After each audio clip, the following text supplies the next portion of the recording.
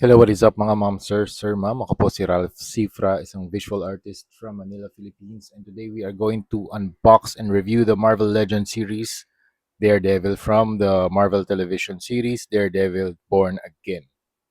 Right, so ito yung box niya, window type packaging. You can see the figure inside. Then you have the logo of Daredevil Born Again sa side. You have the artwork of Daredevil. Ang ganda ng artwork dito. Very painterly yung finish niya. Parang grunge. Meron pang grunge na texture and the blood dripping effects.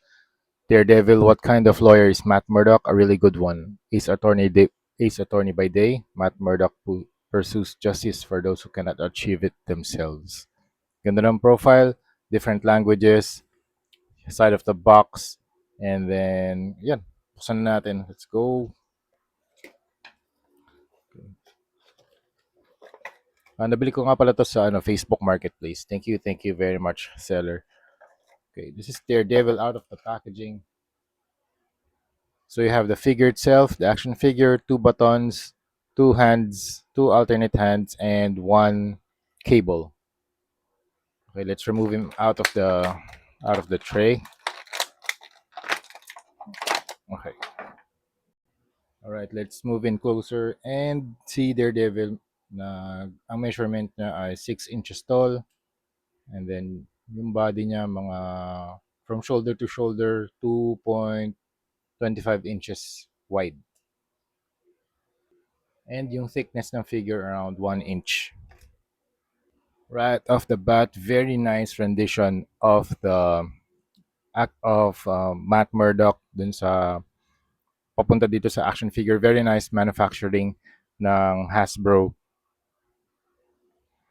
And from the show to the action figure, it looks very nice. You have the textured suit. Ganda ng textured suit niya. Tapos, yung plastic na ginamit dito, I think, para siyang maroon na plastic, and then they painted it black dun sa ibang parts. So, ang color scheme niya ay uh, dark red, tapos gray, and then a dark gray, and then a darker gray. Hindi siya super black. Tapos yung face sculpts also looks very nice. Meron siyang mga facial hair, and then you also have the lips. Kita din yung ilalim ng nose. Then you have the nose bridge, the horns. Ganda rin ng kanyang eyes. It's color red, tapos very deep din yung eye sockets niya for a more menacing look. And then you have the cut dito sa kanyang ear. Black part dito sa ibabaw ng kanya sa back, sa black gray part sa back niya. Tapos meron ding mga circular na segments para dun sa mga shoulder. Para pag ni-rotate niyo yung shoulder, mas smooth yung articulation. Then you have the chest. Ganda ng ng textured suit dito. Mararamdaman niyo talaga na very fine yung texturing na ginamit, yung texture pattern na ginamit. Yan, yung build niya dito, medyo mas medium built na body. Hindi siya super slim, hindi rin siya super bulky. Very cool. Ganda ng armor design, ng suit design. So you have the chest, the stomach section. You have also the belt. Ganda rin ng belt design. Very fine. Fine segments. Tapos dito sa side, you have the gray trim. Tapos sa shoulders naman, you also have the very fine line from the shoulders up to the biceps. Then you have the arm guards or gauntlets. Meron din siyang gloves. You have the black section here. Tapos dito sa top part naman, meron din siyang dark red na wrist protector or hand protector. Tapos ito mayroon baton holsters or multipurpose billy club. Ay, tama, billy club holsters. Pwede niya ipasok yung kanyang weapon dito. Yan. Yan, dito. Okay, pasok na natin. Yan, very cool. Astig ng design nito. Nakakatuwa. Nakakatawa na makakita ng mga holsters na functional. Tapos na kukuha mo yung weapons. Kasi added layer of playability. Okay, and then you have the legs, knee pads, and boots.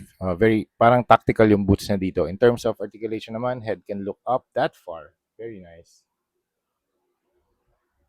Look down that far. Very cool kasi meron pang neck na articulation. It can also tilt left to the right, left and right. It can rotate. Ganda ng ano ng head articulation nito. Tapos arm can rotate, can move outward. Very cool. Very cool na articulation. Magagawa niyo dito yung mga very dynamic poses na gusto niyo. Butterfly joint, konti. Move out, inwards and outwards. Can stretch that far. Ab crunch. This far. Very nice. Meron lang gap, syempre. Pero not too big. Not too big of a gap. Okay? Pag medyo hindi nyo ma-articulate yung figure since bago pa siya, pwede nyo initan using hair blower. Okay? Meron bang ano? Right. Okay, nice. Meron ding waist cut. Kick that far. Legs can move out. Meron ding thigh cut. 360. Double jointed knee. And also, ball joint yung paa. Okay, dito naman sa weapons, very nice. May texture din yung kanyang handle ng billy club or baton. Pwede nyo ipasok itong cable. Stig ng ano, cable na to. Sturdy naman yung cable. I think hindi siya mapuputol kaagad. And also flexible din siya. Yan. Ganda. Tapos two alt hands, palitan natin. Try natin. Diba? Ganda, stig. Alright, so yun lang mga ma'am sir, yun ang ating unboxing and review. And i-customize na din natin to si Daredevil from the series from the series Daredevil Born Again. Thank you very much for watching and see you sa next video. Bye-bye!